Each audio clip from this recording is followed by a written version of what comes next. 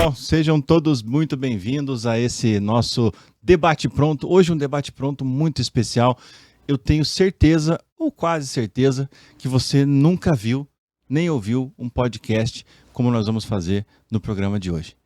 Mas, sem mais delongas, se inscreve no canal, se inscreve no nosso Instagram, clica no sininho, compartilha esse vídeo para que essa mensagem chegue para todo mundo que está vendo esse vídeo aqui também. Se você gostou, deixa seu comentário. Se você, porventura, tem alguma dica, alguma sugestão, escreve para a gente. E também nos siga no Instagram, @odebatepronto, siga o Fernando Schumacher Melo e siga também o nosso querido Marinho Silva, marinhosilva.oficial lá no Instagram. Tá certo? E hoje nós vamos falar sobre um desafio muito grande que muitas pessoas enfrentam, que é o desafio da deficiência auditiva, combinado inclusive com uma perda de visão. Sim, infelizmente, existem pessoas que passam por esses desafios e muitas vezes a cidade e as próprias pessoas não estão preparadas para isso. Mas, como eu não entendo do assunto e eu preciso saber sobre isso, todos nós precisamos, eu trouxe aqui a Rosane Suzin para falar sobre isso com a gente. E ela não está sozinha, ela está com a Juliana Richter, do Estúdio Interpretar. Bom dia, pessoal, como é que vocês estão? É um prazer receber você aqui, Rosane. Eu gostaria que você, primeiramente, se apresentasse, nos contasse quem você é, como que você começou a trabalhar com a língua de sinais e, acima de tudo, como que eu posso te chamar, né? Porque eu acho que é uma primeira dúvida que as pessoas podem ter, né? Como que o surdo, enfim, o deficiente auditivo gosta de ser tratado ou prefere ser tratado?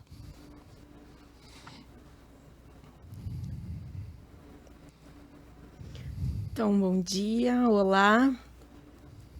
Então, como gostamos de ser chamados? Essa é uma boa pergunta. Sempre falam surdo-mudo, por exemplo. E mudo não é uma característica que pois podemos falar normalmente, temos voz. É bem diferente de ser mudo e não ter voz, e ser surdo e não falar, porque não treinou, né, o canal da voz.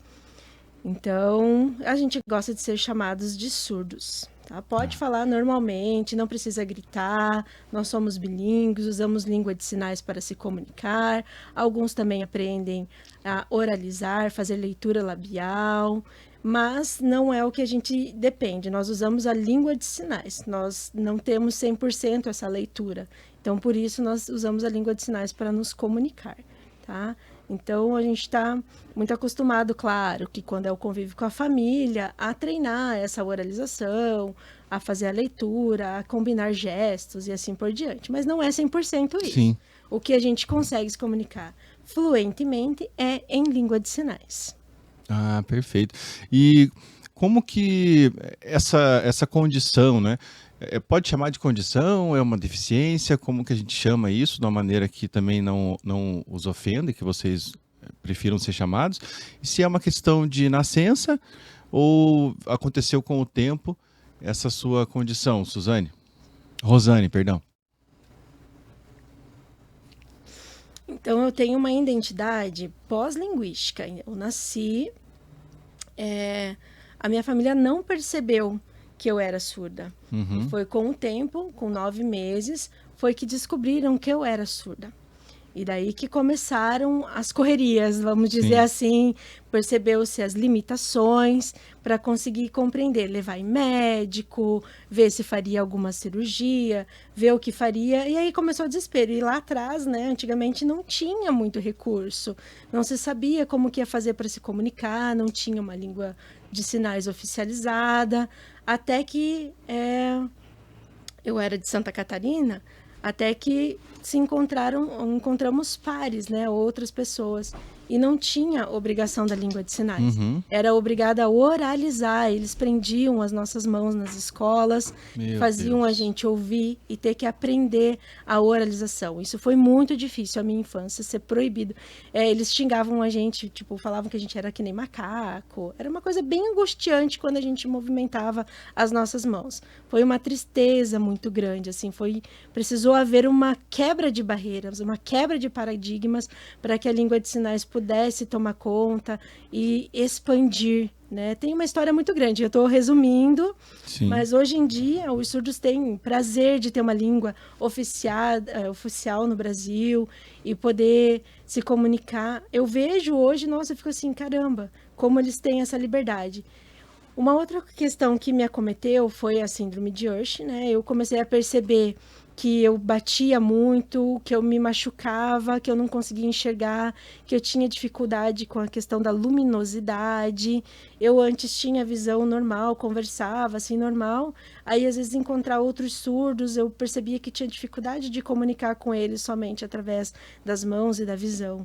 Então, há alguns anos eu tive também essa outra barreira, a questão de cair, e também não tinha guia intérprete, era tudo muito angustiante, muito difícil quando eu encontrei essa questão visual também. Eram poucos os grupos, né?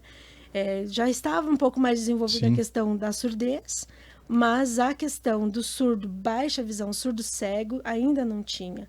Foi aí que precisou novamente, né, essa busca, e eu encontrei a língua de sinais tátil, que foi muito bacana. Eu tive a oportunidade de viajar para os Estados Unidos e conhecer surdos cegos, né, que se comunicam super bem por a língua tátil. E eu fiquei, assim, nossa, orgulhosa de tudo aquilo, de ver os surdos se comunicando, batendo papo. Eu até fiquei, assim, meio perdida, na verdade, quando eu vi eles tendo total independência, mesmo sendo surdos cegos. Então, eles até me viram meio afastada e começaram a me chamar, né? Me puxar para conversar com eles também. Sim. E pense na minha alegria de se sentir incluída. Eu dormia chorando.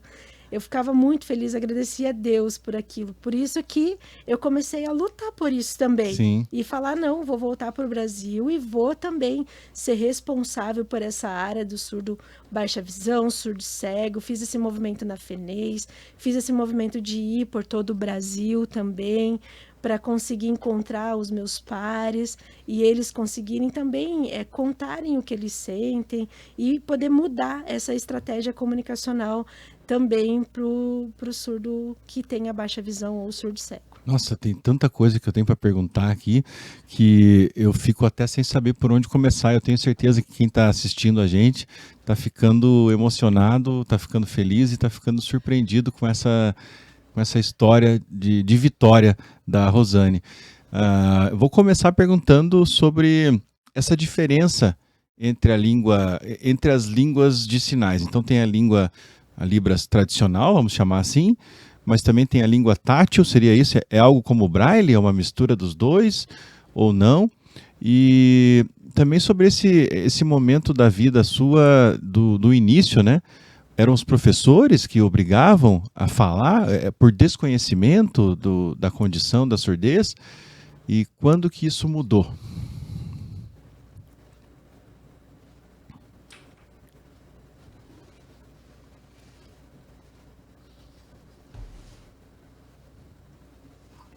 Excelente pergunta. Então, como que foi esse meu desenvolvimento em relação à língua de sinais? Como eu disse, havia muita preconceito, estereótipos, por exemplo, chamar, você é uma macaquinha, fica se comunicando. Por isso a gente se escondia, sabe, dentro da escola, para a gente se comunicar em língua de sinais. Nos corredores, na frente dos professores, a gente oralizava, porque eles nos obrigavam a oralizar.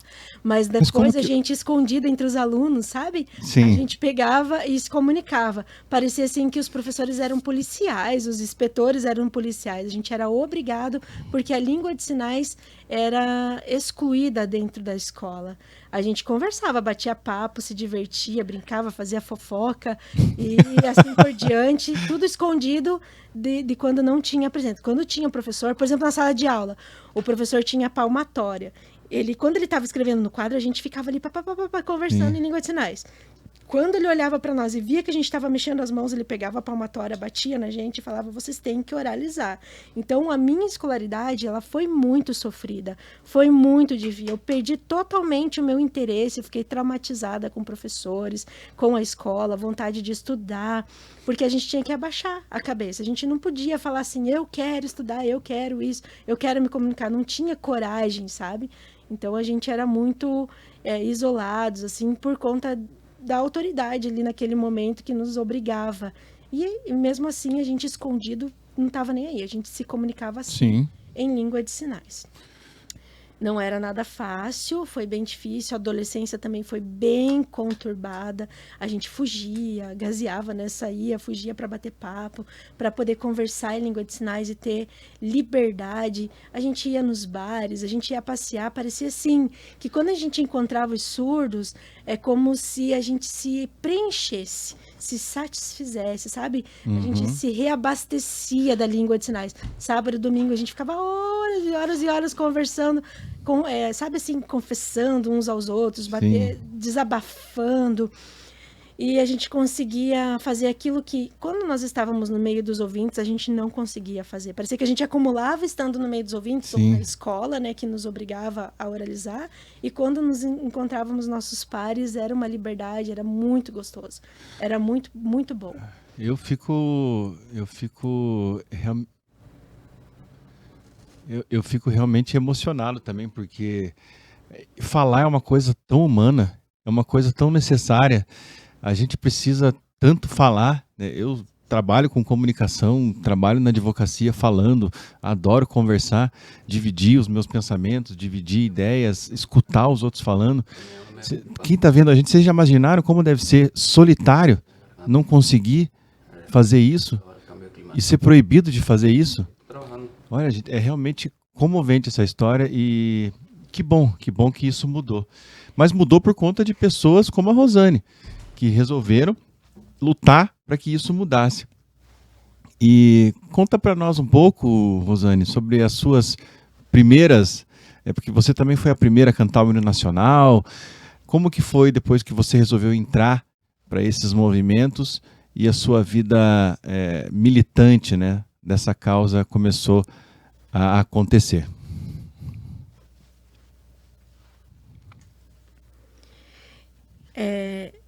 Só para contextualizar um pouquinho, né? Antes eu tinha, então, essa questão do sofrimento, a questão da limitação. Foi muito bom que depois a gente encontrou intérpretes de língua de sinais. Eu encontrei uma intérprete que, olha, era uma pessoa incrível, compartilhou comigo o conhecimento do mundo, no mundo do ouvinte, para o meu mundo, fez essa ponte e eu consegui compreender. Por exemplo, lá nos Estados Unidos eu vi isso e achei incrível a prioridade que se tem.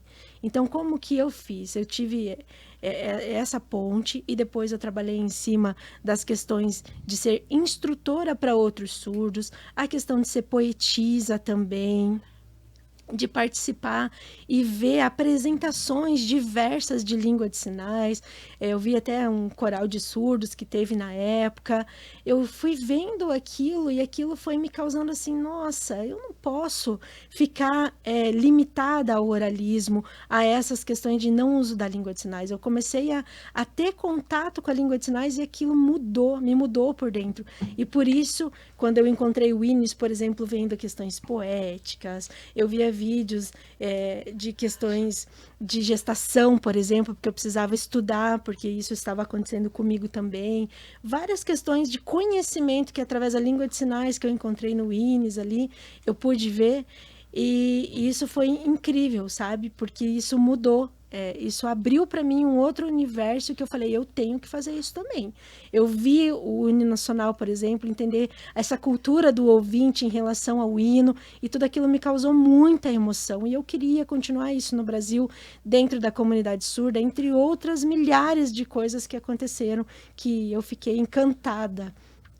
E com o tempo, claro, que eu consegui também fazer essa ponte para a língua de sinais tátil, também fazendo a questão poética, o contato áptico aqui, conseguir passar expressões. É bem legal, assim, como a gente pode passar isso corporalmente, de emoções que tem, né, poeticamente, para a pessoa surda cega, que não está vendo aquilo, e ela poder sentir no corpo dela através do toque, através dessa comunicação protátil, que se tornou, tem um suporte assim do celular, por exemplo, que a gente pode colocar o celular e pode fazer ali essa mediação, né? E o intérprete pode estar fazendo isso. Então, é muito bom isso. Muitas informações vieram até mim através da língua de sinais, o que me libertou, e depois eu consegui transpassar isso daí, passar isso daí para a língua de sinais tátil também, usando as metodologias que puderam ser, né, N metodologias que foram ramificadas, que puderam ser para poder passar essa comunicação para a pessoa também surda e que ficou cega. E você falou que foi para os Estados Unidos, né? Mas você aprendeu a língua de sinais lá? E a língua é a mesma? Não é, né? Tem a língua brasileira de sinais, é diferente da língua americana de sinais, porque então você fala 3 línguas, ou talvez 4, porque a mulher é uma poliglota de verdade. Fala a língua brasileira de sinais, americana.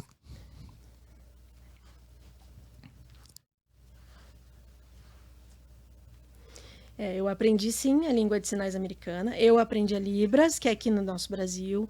E lá na América do Norte é ASL, Língua Brasileira, Língua de Sinais Americana. E também nós temos o Gestuno, que é uma língua parecida com o Esperanto, né, que tem na língua orais. Então, tem uma língua internacional também que a gente consegue se comunicar. Em 1995, por exemplo, eu fui num congresso internacional na Europa, que foi muito bacana também. Vieram surdos do mundo todo, que é do World IF.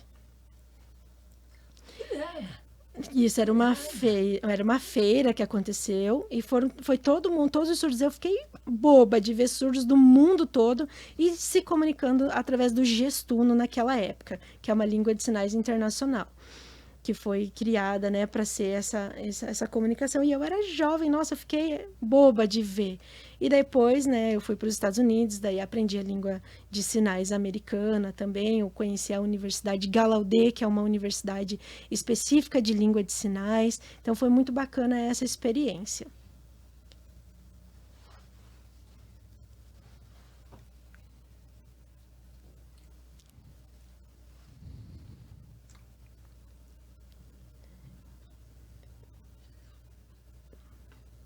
Então, só para entender, então eu falo a língua de sinais americana, mas o gestuno foi o que fundamentou, né?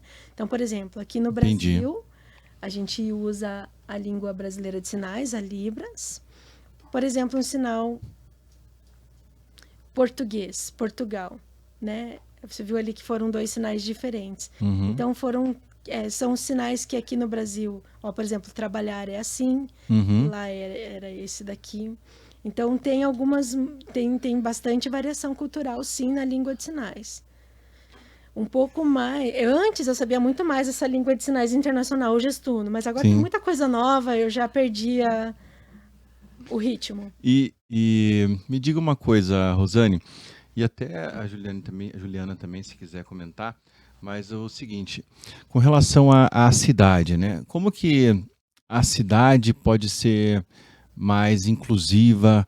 Como que a cidade pode ser mais receptiva? Como que você percebe o cuidado com as pessoas surdas, cegas, ou cegas, ou que tenha ambas as deficiências?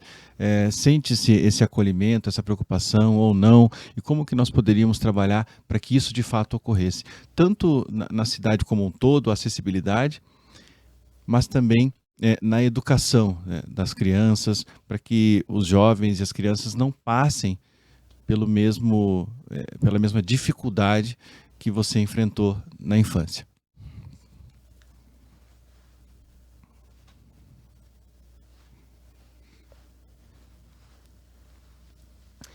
Excelente pergunta e é uma oportunidade, nossa, é importantíssimo falar porque isso me causa muita tristeza. Exatamente, as escolas evoluíram bastante, mas infelizmente ainda há uma individualidade muito grande. Uhum. É uma mistura, muitas vezes, de professores, ali tem professor surdo, professor ouvinte, às vezes tem língua de sinais, mas falta, assim, uma capacitação, por exemplo, cursos para formar guias, intérpretes, precisa ter muito mais formação. Isso me traz uma tristeza porque é muito limitado.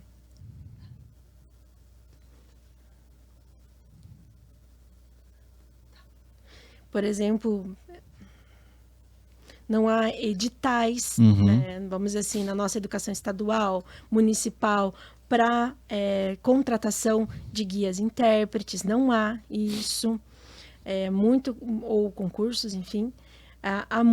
Não há independência, imagina o tanto de surdos cegos que podem falecer, morrer, porque não conseguem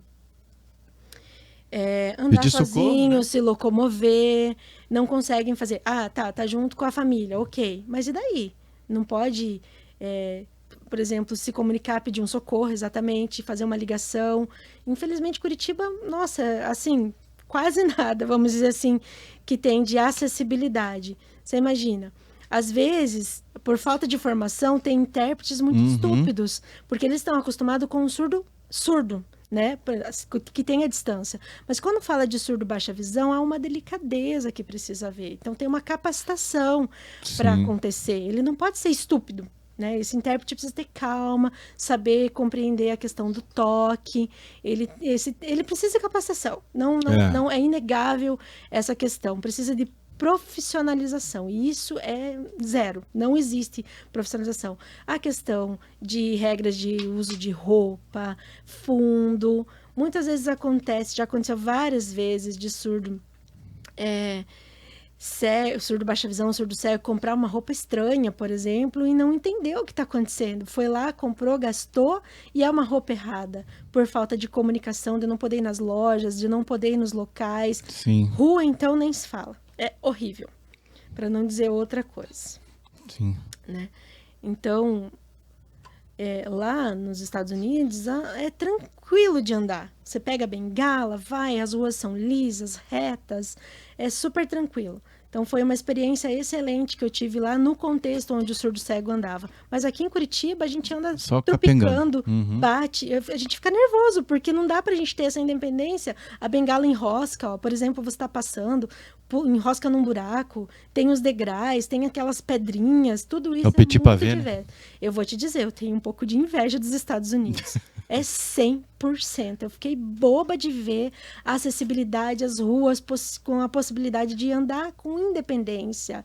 Os carros sabem o momento de parar, toda a arquitetura urbanística ali, a questão de postes, as questões de sinalização, placas. Os mercados, por exemplo, eu fui fazer uma compra, aqui é tudo pequenininho, tem que oralizar, você vai lá, a pessoa quer falar com você, você não enxerga a boca da pessoa, tem que tirar foto, é uma coisa muito complexa.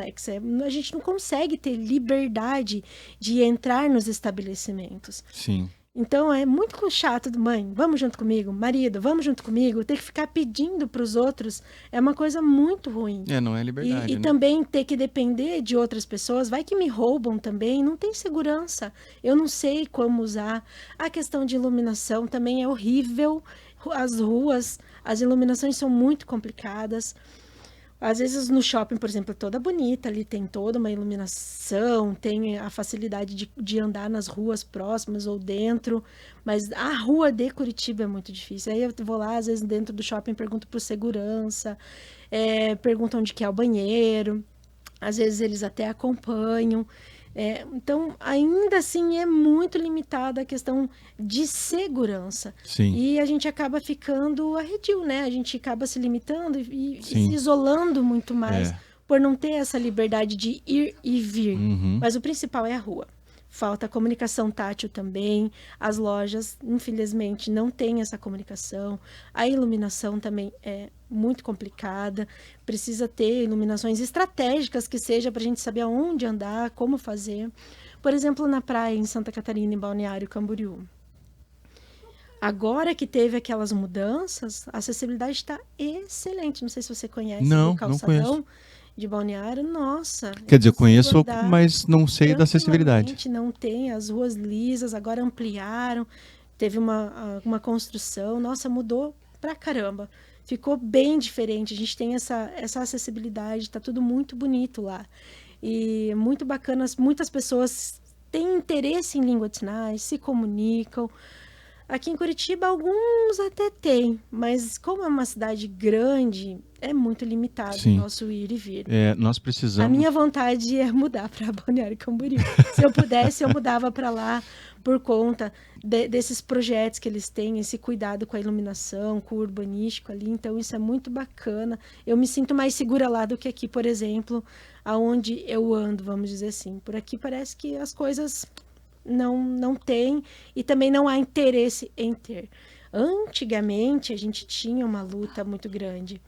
Em São Paulo, por exemplo, a gente tinha placas na rua, os surdos cegos tinham as sinalizações específicas, locais estratégicos para a gente andar com a bengala também. Agora aqui não tem iluminação, não tem placa, não tem o poste, por exemplo, específico. Tem para o cego, que daí ele fica ouvindo, né? Mas o surdo cego, por exemplo, não tem um poste que vibra, por exemplo.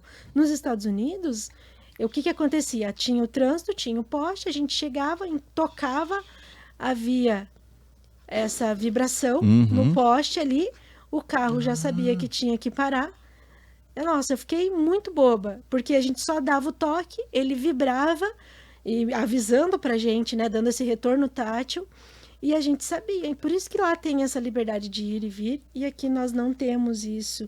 E isso é bem complexo. Então, se for falar de Curitiba, é tudo muito pouco, muito difícil para a pessoa surda cega. Não, nós precisamos falar de Curitiba. Para surdo cego piorou. Não, nós precisamos falar de Curitiba e não vamos mudar para Balneário Camboriú, não. Só se quiser. Mas vamos mudar a acessibilidade aqui de Curitiba. E aqui a gente não está falando de achismo, não é teoria, não. A gente está falando. É bom, assim, eu citei, né, Balneário, para comparar, para a gente melhorar Curitiba. Claro. Citei os Estados Unidos, a mesma coisa, para a gente ter uma referência do que a gente pode do que deu certo trazer. Em outros lugares. Certo, do que deu certo. Sim, porque aqui a gente não está, como eu estava dizendo, não está falando de achismo, está falando da experiência de alguém que vive essa necessidade no dia a dia. Alguém que pode contribuir para simplesmente fazer valer o direito constitucional de ir e vir. Não é um achismo, não é um sensacionalismo. É o que essas pessoas vivem no dia a dia. E essas pessoas precisam estar representadas, precisam ter os seus anseios atendidos, precisa ser uma pauta diária. A gente vê tanta palhaçada sendo votada, tanta besteira sendo votada, tanto parlamentar que perde tempo para falar besteira lá naquela tribuna, deveriam estar ouvindo pessoas como a Rosane, pessoas como a Juliana, para poder fazer projetos de acessibilidade para Curitiba. Mas eu vou tocar mais num ponto sobre Curitiba, que é sobre, talvez não só sobre Curitiba, mas como a educação como um todo. Hoje existe uma discussão muito grande sobre a inclusão na sala de aula. Qual que é a sua opinião sobre essa inclusão? Você é mais favorável ou favorável a que existam, vamos misturar, vamos incluir salas com todos os tipos de alunos, com todas as deficiências possíveis, ou o ideal são salas separadas, com professores de Libras, alunos ouvintes numa sala, os que não ouvem na outra? Qual que seria o mundo ideal na sua interpretação?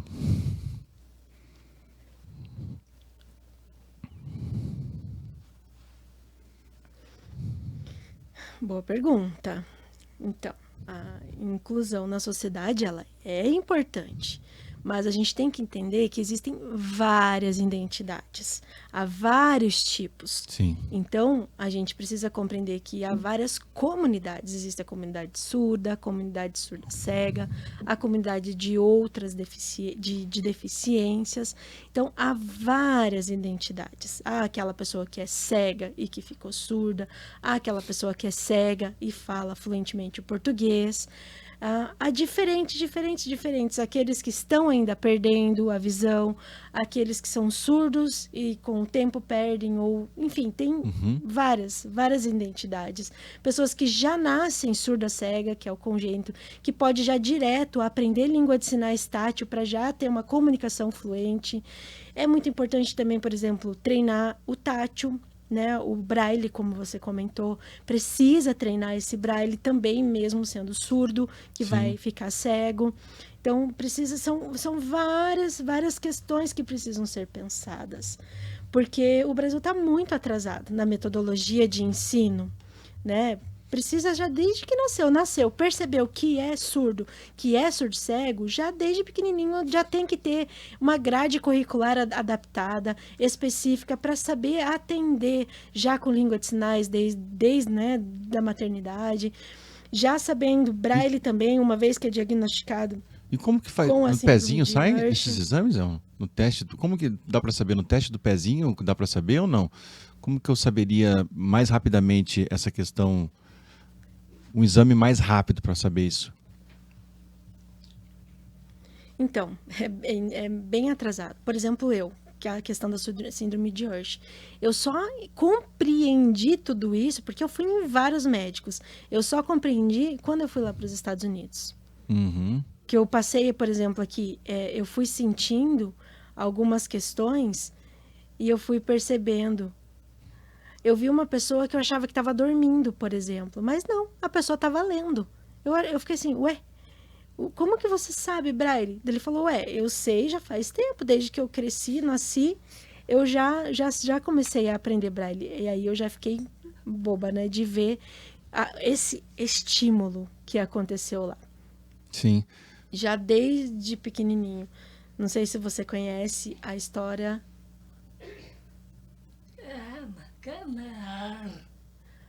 mas é Ana? A Anne Keller. A Anne Keller, não sei, ela é bem famosa, uma surda cega famosa, não sei se você conhece. Eu já ouvi falar ela foi esse a primeira nome. no mundo, tem vídeos, tudo, filmes. Então, ela foi a primeira que, quando ela nasceu, ali ela já teve essa surdez, o surdo cego congênito, e já tiveram, né, que dar um jeito de comunicar com ela. Então, teve, por exemplo, várias questões que ela aprendeu. O Tadoma, por exemplo, ela aprendeu, que é uma comunicação que coloca a mão, assim, na garganta. Então, ela tem várias características, assim, que ficaram bem famosas no mundo. Mas esse movimento demorou aqui no Brasil, né, para conseguir ter essa conscientização já desde que nasce e ter essa sensibilidade. Então, é muito pouco. Não se descobre tão fácil assim e precisava ter muito mais investigações de como conseguir. Sim. É muito triste o atraso que o Brasil tem já na maternidade, né? Não tem, assim, muito como saber. O certo seria já trabalhar desde pequenininho, sem preconceito nenhum, usando os recursos todos tecnológicos necessários, ok, fono, beleza. Mas tendo como prioridade a comunicação daquela criança. Dá a comunicação e depois vai dando recursos tecnológicos desde os primeiros passos dela. Porque não é a intenção... É muito importante que as pessoas compreendam esse movimento que precisa acontecer, que tem que ser já algo desde sempre profissional, para evitar essas limitações. Você tem cursos e assim por diante. Uma estatística de quantos surdos cegos... Aliás, deixa eu aproveitar para você que está aqui vendo a gente... Curta o canal, compartilhe esse vídeo, compartilhe o canal, segue a gente aí, @odebatepronto, @marinhosilva.oficial, @fernandoschumac-melo. Cara, olha só o papo que a gente está tendo aqui sobre inclusão, sobre diversidade, sobre acessibilidade, sobre direitos, sobre ir e vir, liberdades básicas do indivíduo, com a Juliana Richter, do Interpreta Estúdio, que você pode acessar pelo Instagram, @interpretarestúdio. Aliás, eu falei interpreta, não, Interpretar Estúdio. Coloca aí, @interpretar estúdio. E também com a Rosane Suzin, do Instituto, aliás, que está representando o movimento Surdos Cegos do Brasil. E você também pode acessá-los no Instagram, Surdos Cegos do Brasil. O que eu tinha perguntado é o seguinte, agora eu quero ouvir a resposta da Juliana e da Rosane. Qual que é a estatística, né? Quantos deficientes auditivos nós temos no Brasil, se você tem essa estimativa, em Curitiba? Qual que é o tamanho dessas pessoas, né? Desses moradores aqui na nossa cidade? Então, assim, ao certo, 100% eu não consigo te responder, porque é muita mistura, sabe? Sim. Tá muito misturado, a gente ainda não entende as características e não há recursos que pensem nesses detalhes, vamos dizer assim. Os recursos são muito generalizados, tá? De pesquisa, né, de coleta. Então, eu tenho esse grupo, né, com a FENES, que eu encontrei aí mais ou menos, na minha estatística, mais ou menos uns 1.000, que são fluentes em língua de sinais, baixa visão, que usam língua tátil para se comunicar, aproximadamente uns 1.000, 1.500, que eu consegui ter, assim, contato fazendo uma pesquisa no Brasil, né, vamos dizer assim, surdo e surdo baixa visão ou surdo cego, mas é tudo muito misturado por conta dessas questões identitárias, né? São muitas identidades, então a gente não consegue calcular aproximadamente. Os surdos ainda estão muito isolados, muito em casa, não saem, ainda não se identificaram os surdos baixa visão, né? Os surdos cegos. Porque há agora um movimento para que as pessoas entendam a síndrome de Ursh, por exemplo, que é a síndrome que acomete. Mas eu não tenho ideia. Aqui no Paraná, que eu encontrei foram em 50, mais ou menos. 30, 50, mais ou menos. De surdo, deixa eu só, agora Juliana. E de surdo é 10 milhões no Brasil. No Brasil. Mas Nossa, aproximadamente, surdo, aproximadamente 10 milhões. É uma comunidade bem grande, bem considerável. Grande. E, bom, esse aqui, quer complementar?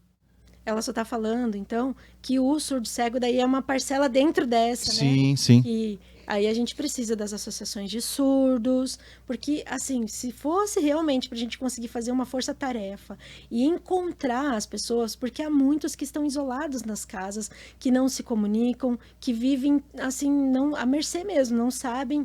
E eu sei porque um conta para o outro, que conta para o outro, e me falam, e Rosane conversa com eles, vamos buscar. Então, mas que eu sei, tem muita gente ainda escondido, pessoas que não se aceitam ainda, que estão aí se machucando como eu me machucava antes, quando eu não aceitava essa limitação. E esse papel, muitas vezes, não é nem a prefeitura tem que fazer, o governo tem que fazer, claro que o governo tem que fazer, mas ele pode também ajudar essas instituições que já existem e que sabem trabalhar com isso.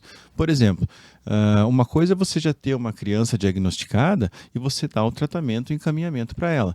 Agora, eu posso fazer um trabalho preventivo, por exemplo, com essas instituições, Federação dos Surdos, com a Cegos Surdos do Brasil, para que elas façam um programa em parceria com o poder público de dialogar com a sociedade, para que as mães e os pais possam identificar com mais facilidade uma criança surda.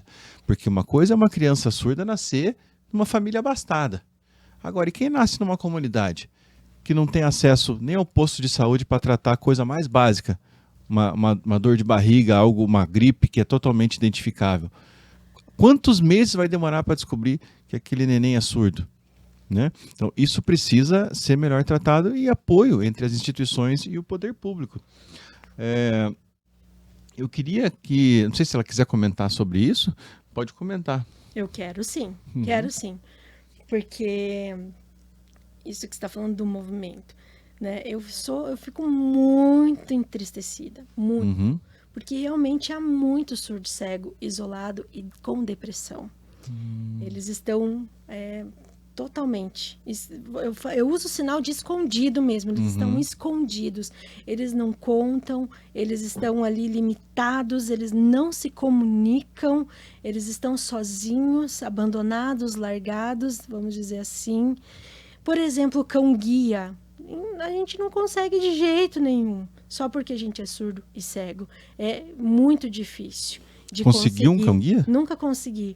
Outras questões que acabam acontecendo, assim, por exemplo, como que a pessoa, de repente, lida psicologicamente com o fato de estar vendo, de repente, começa a se limitar e parar de ver e de não entender onde está. como que trabalha o psicológico. Por isso que eu estou confessando, né? Conversando Sim. com você, que realmente eu te apoio nessa questão de que tem que haver esse movimento, essa luta, não desistir. Sim. Eu sei que há altos e baixos, eu vivo isso desde sempre. Uma hora todo mundo quer, outra hora ninguém quer. Uma hora quer, uma hora há movimento, uma hora não tem. Uma hora tem a bandeira, outra hora não tem. A gente está meio cansado dessa instabilidade, a gente precisa Sim. dessa constância e desse projeto público realmente, para que a gente encontre e que pare um pouco, saia um pouco dessa dependência do outro, que o surdo baixa visão possa aceitar Totalmente. a bengala, aceitar o braille, aceitar as suas limitações, entender, se compreender. Então, há todo um trabalho multidisciplinar, né, para conseguir por que apoiar. Ela não consegue Ontem, por o cão exemplo, eu guia? estava conversando com alguns surdos cegos nesse grupo do Movimento Brasil, e eles estavam tristes e me contando, meu Deus, quantos eu encontrei com depressão. E eu falava, gente, calma, vamos seguir em frente, vai no psicólogo, busca ajuda, pede conselhos, conversa, tenta uma estratégia, não perca a autoestima. Isso os que se aceitam, os que têm comunicação fluente. E eu conversando, vamos. Então eu animei, eles ficaram felizes e se abriram novamente para o novo, para querer e gostaram. Porque eu não posso simplesmente, gente, tá ruim mesmo, vamos desanimar. Não, eu seguro, aguento o meu e animo eles para que eles não desanimem. Então, porque no normal, infelizmente, não há recursos, não há comunicação. Nós não sabemos o que está acontecendo no mundo. Nós não sabemos o que está acontecendo na vida. E essa é uma questão, por que ela não consegue o cão guia? Fiquei curioso para saber o que precisa para isso, o que a gente pode fazer para facilitar. É uma licença que precisa, o que acontece? E com relação a esse aqui é um programa político, o pessoal acompanha com a gente, é um programa sobre político no sentido amplo, tá? Não partidário, um programa sobre política, né? Sobre a cidade, sobre a polis. E como que é o exercício da democracia para as pessoas que têm essas condições, né? Até de uma questão de ver um programa político, de conhecer os candidatos e ir na urna mesmo. Botar lá o seu voto na urna, quais são essas condições, existem sessões eleitorais propícias, esse acesso, eu vou votar no colégio, aquele colégio tem condições de receber a pessoa com essa necessidade especial. Então, como que fica essa questão do exercício da democracia pleno, né, com condições, pela pessoa com essa necessidade?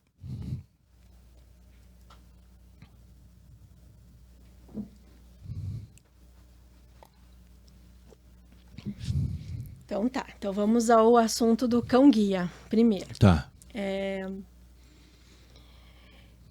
Eu já tive uma experiência muito interessante, né, com um cachorro, e o cachorro faleceu. E eu estava comparando, né, os cachorros, vamos dizer assim.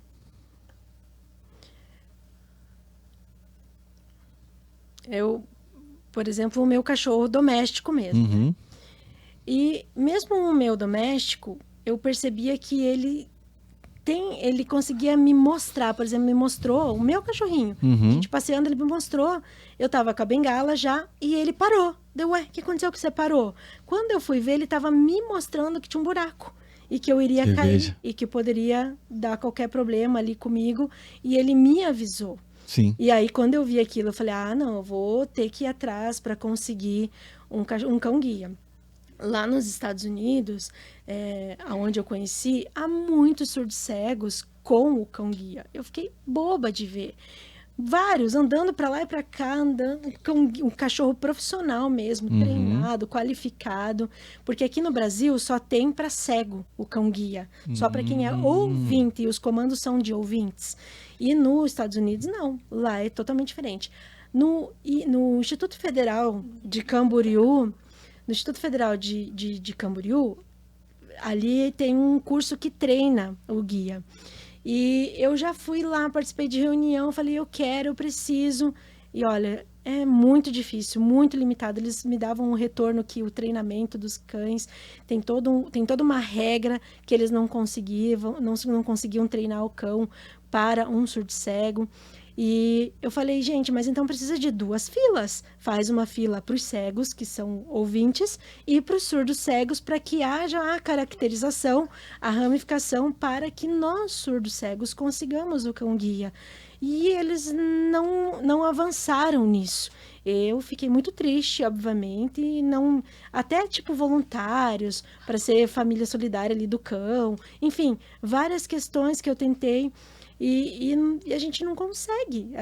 Sabe assim, aquela vontade de desistir, porque você tenta de tudo quanto é jeito e não consegue. É uma luta solitária, em Porto Alegre, ele também tem.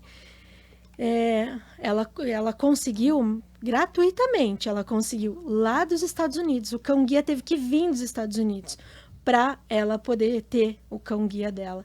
E teve todo um treinamento, um aprendizado de como lidar ali com o cão. Tem todo um sistema, né? Porque existe para poder ter essa afinidade do cão com os sinais, né? O cão depois com a pessoa que usa sinais para se comunicar. Então tem todo um regulamento, tem toda uma questão, e eu já fui em tudo quanto é lugar e não consegui nenhum. E eu fico muito triste, assim, porque eu já tenho até artrose, porque a bengala realmente, para mim, é muito difícil, sabe? O cão, pelo menos, ele substituiria, o cão-guia substituiria a bengala. Então, assim, poxa, né? Eu queria em tempo, em vida, ainda conseguir isso, mas eu ainda não consegui. Eu vi lá nos Estados Unidos uma veterinária e eu conversei lá com ela e ela explicou várias coisas e falou que realmente no Brasil não tem. Então, o Brasil realmente é muito limitado, a gente precisa fazer um movimento. Foi muito legal conhecer todo o sistema, as regras de como eles ensinam, a questão doméstica do cachorro, as questões básicas que são ensinadas. Eu pude conhecer o programa de treino desses cães-guias lá nos Estados Unidos, desde pequenininho ali, como que funciona. Eu até tenho o meu caseiro, né? Sim. Na minha casa, meu pincher ali, a gente se comunica, ele sabe me orientar, conversar comigo ali. O pincher é brabo. Que ele me ajudou ali, a questão que ele mora comigo no apartamento, então ele já tem afinidade, né, comigo. Sim. Mas imagina quando eu ficar realmente cega, né? E daí? E eu acho bacana que ele me espera. Nossa, eu já sou faceira, feliz de ter o meu doméstico, né? Já sou muito feliz. E eu quero falar sobre essa felicidade. Né, entender. Eu quero, porque, assim, eu não sei se eu quero falar sobre essa felicidade da nossa entrevistada, porque é cativante.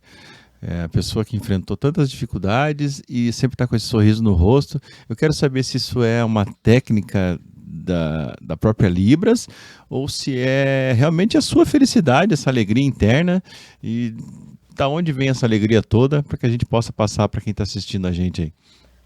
E faltou falar da democracia depois, hein? Não falamos ainda, vamos falar.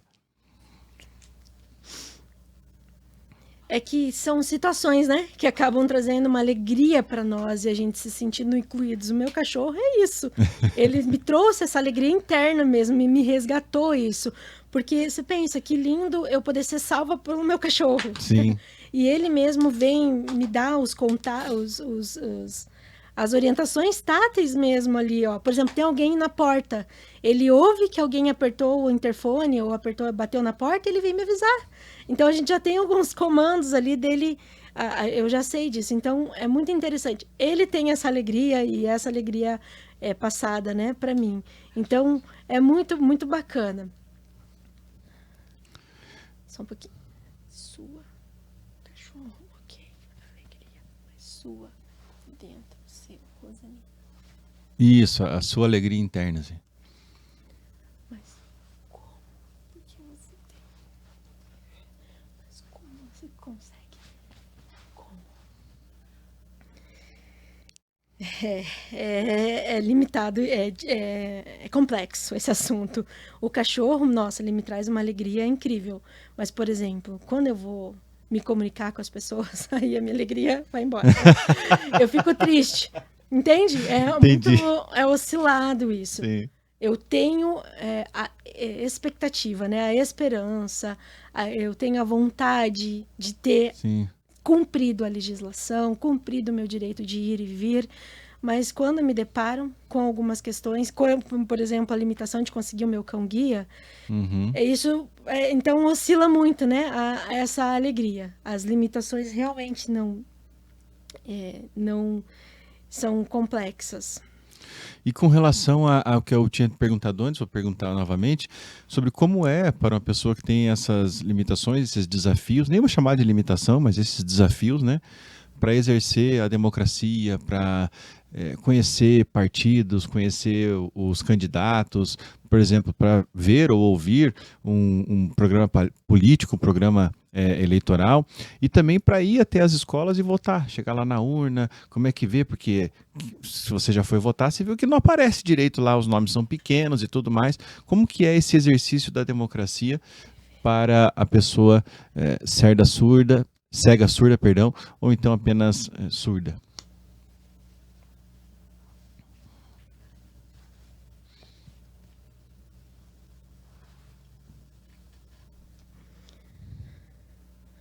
Em relação a essa questão da democracia, né? Uhum. Olha, precisa melhorar, principalmente para o surdo cego.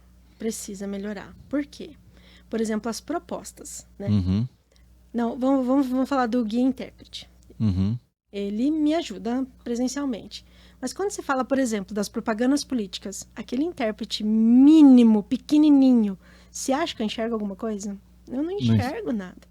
Para mim, é impossível. Eu não entendo nada das propostas daí, do que as pessoas estão fazendo, os políticos estão fazendo. Muito rápido Precisa, também. no mínimo, que o intérprete, para a gente entender, esteja em meia tela, por exemplo, no mínimo, ou uma TV acessível, mas daí às vezes tem 1 milhão de informações atrás. Eu não sei quem realmente é o político que está ali, eu não consigo saber dentro daquele 1 milhão de coisas que aparece quem é o político, a cara dele, entender quem é ele, quais são as propostas dele.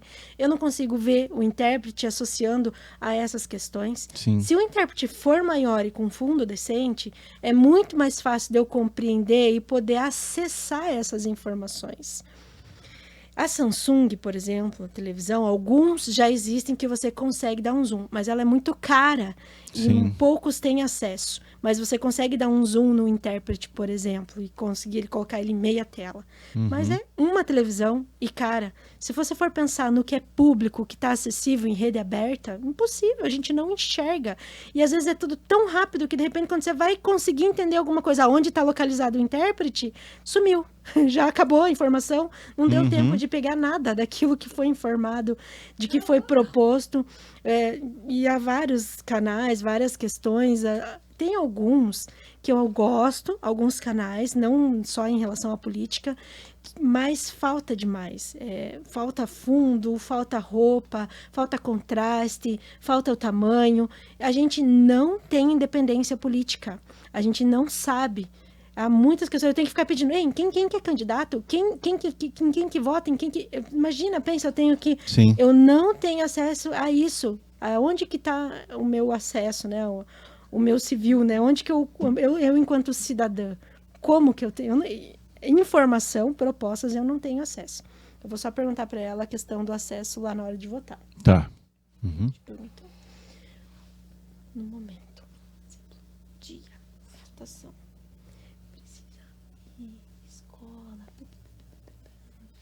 fila, qual a sua experiência? Como que é? Tem como?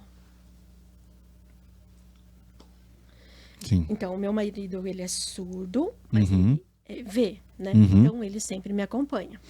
E como eu uso a bengala, eu tenho essa questão da prioridade. Sim. Então, a gente vai direto lá. E ele vai junto comigo. A gente passa ali, a gente nem entra na fila, entrega a identidade. Ele sempre junto comigo, como meu guia. Tá? Então, ele me acompanha. Ele me ajuda com a questão da numeração, porque a gente combina antes, né? Qual é a numeração. E daí, ele até me faz o controle tátil aqui para me mostrar onde estão os números, para eu conseguir. Eu sei que tem os números grandes, até são bons, são ótimos os números grandes, isso é plausível. E daí a gente finaliza e acaba e eu pego ali e vou embora. Sim. Mas aí muito importante naquele momento ter o guia intérprete junto comigo. Então, nesse caso, o meu marido acaba me acompanhando. Mas eu vou te dizer, e outros surdos cegos que não têm o marido, né? Que não tem a pessoa ali. É preciso ter uma eleição acessível, aonde entenda-se esses papéis e que precisa ter o guia já lá na entrada. Sim. Já na entrada, lá na entrada, no portão. já precisa do guia para acompanhar junto, precisa. Porque é uma questão ética, né, gente? Sim. É uma questão ética a gente ter esse direito, né? Eu, por exemplo, não posso ficar misturando meu marido e ficar levando ele junto comigo. Eu preferia muito mais, assim, que alguém me recepcionasse ali e eu pudesse falar, marido, vai votar e eu vou votar. É muito melhor. Eu não gosto de ter essa dependência de ninguém, vamos dizer assim, né? Eu preferia... Uma vez por ano, né? Uma vez por ano não, uma vez a cada 2 anos as eleições. E o TRE tem tanto recurso, o Tribunal Regional Eleitoral, o TSE tem tantos recursos, poderia ter um profissional para recepcionar esse tipo de situação, para ficar coordenando essa situação, porque é fundamental. Na verdade, existem aí vários problemas apontados aqui para o exercício não é nem democracia, mas da cidadania como um todo, né? Desde da acessibilidade até a comunicação, até o conhecimento das propostas do candidato. E você que está me ouvindo aqui, que eu sei que você é candidato ou pré-candidato nessa eleição, se preocupe também em passar a sua mensagem para essas pessoas, porque eles precisam também conhecer. Ô, produção, quanto tempo que nós temos aí já? Alguém está ouvindo aí? 40 minutos? 35 minutos? Acho que são... 55 minutos já. Nossa senhora, o tempo voou, porque a conversa foi excelente. Eu vou encerrar com vocês aqui, mas antes eu queria perguntar se vocês têm algo mais a dizer, se a Rosane tem algo mais a dizer que eu eventualmente não tenha perguntado, para que ela fique à vontade para passar uma mensagem dela e falar o que vier no coração dela sobre ela, sobre esse movimento e sobre as pessoas quem ela gostaria de atingir nesse momento aqui no canal do Debate Pronto.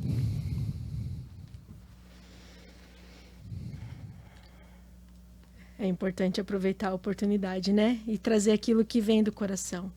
Eu tenho um sonho, eu tenho muita esperança.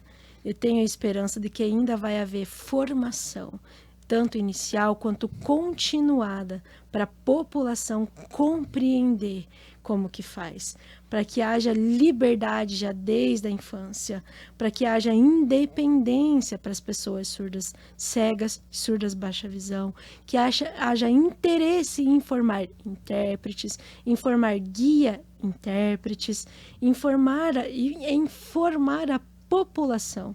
Né? Eu ainda tenho essa esperança.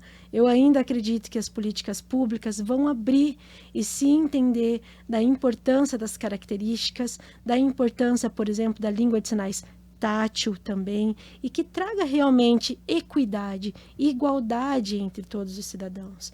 Isso é muito importante e eu tenho essa esperança, sim, de um tempo melhor, de uma rua acessível, um cão-guia, que Curitiba seja essa referência, que a gente consiga diminuir essas burocracias para conseguir um cão-guia, que a gente tenha acessibilidade nos prédios urbanísticos.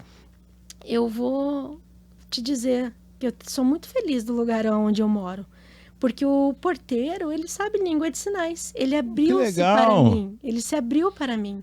É maravilhoso como ele está aberto a ser o meu guia no momento em que eu me achego no meu prédio. Eu sou muito feliz. E agora eu estou começando a ensinar para ele, porque ele já tinha uma noção da Libras, agora eu estou ensinando para ele a Libras tátil. Como ele fazer esse contato tátil. Agora, você imagina, antes eu morava e não tinha nada disso. Eu vivia limitada. Foram 10 anos e muito mais que isso, que eu não conseguia me comunicar com ninguém. Eu subia, descia, eu chegava e não tinha nada. E a gente tinha que ficar trocando com a pessoa, com o porteiro, por exemplo, mensagens. Aí o português ali, enfim, é outro assunto. Mas eu fico feliz que ele se abriu a isso. Ele é um cidadão, ele é a população, ele se abriu a compreender. E ele é um lindo, atencioso, eles são abertos a compreender a língua de sinais, o tátil, a entender as características. E você imagina, eu sei que é uma utopia, mas imagina se um médico conseguisse se comunicar. Quantos surdos? Eu, por exemplo, já sofri demais fazendo exames, indo em emergência, não tendo quem conseguisse contar o que eu estava sentindo ali para aquele momento, eu tendo que aguentar, esperar ter um momento que alguém compreendesse o que eu estava falando e eu sentindo dor. eu tendo que esperar ali, que a minha mãe já é idosa, né? Sim. Poxa, é difícil, né? Eu poder contar, ela não tem culpa, mas ela tem as suas limitações, até porque ela não aprendeu língua de sinais fluentemente. Então, eu consegui, sabe, gente, ter essa esperança Sim. de conseguir ir e vir, seja no médico, seja numa loja, seja num shopping, não importa o local. Ter esperança de que as pessoas não dependessem que eu tivesse que escrever ou que tivesse que ler os lábios delas, mas que as pessoas compreendessem como é importante as características e entender. Nem que fosse o básico, gente. O mínimo para conseguir ser um guia, o mínimo para acolher a pessoa, né? A pessoa chegou na loja, como eu acolho ela na loja e mostro para ela onde ela está. Então eu tenho ainda essa esperança, tanto para o surdo quanto para nós surdos cegos, surdos baixa visão. Então é muito importante essas características, seja para exame, seja para todos os contextos. É muita coisa.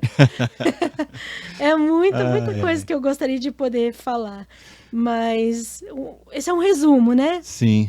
Que a nossa população curitibana tivesse essa aceitação da língua de sinais e das características e das diversas identidades surdas que temos. Mas nós vamos ter, já está convidada a Rosane para voltar aqui mais vezes. Eu fico muito feliz, muito agradecido pela sua participação, por ter nos aberto para esse mundo da diversidade, para esses desafios. Fica mais do que convidada para voltar aqui, porque nós precisamos lutar todos por essas causas, nós precisamos viver, e só tem uma maneira de lutar por essas causas, conhecendo, vivenciando, falando com quem na prática, no dia a dia, conhece esses desafios, né? Então é um compromisso que o Debate Pronto assume de nunca abandonar essas bandeiras. E passar uma mensagem para você, 2 mensagens na verdade. Faça esse vídeo chegar ao maior número de pessoas possíveis, né? Vamos passar essa mensagem da inclusão verdadeira, não uma inclusão de faz de conta, né? Uma inclusão verdadeira, uma inclusão que de fato reconheça, porque surdo é quem não escuta os anseios daqueles que precisam. O cego é aquele que não vê que o outro está precisando de ajuda, que fecha os olhos para a necessidade do seu próximo, né? E nós não somos assim, nós somos humanos, nós temos que ajudar a todos que nos chegam com suas necessidades. Um abraço a todo mundo que ficou até aqui com a gente agora e até a próxima.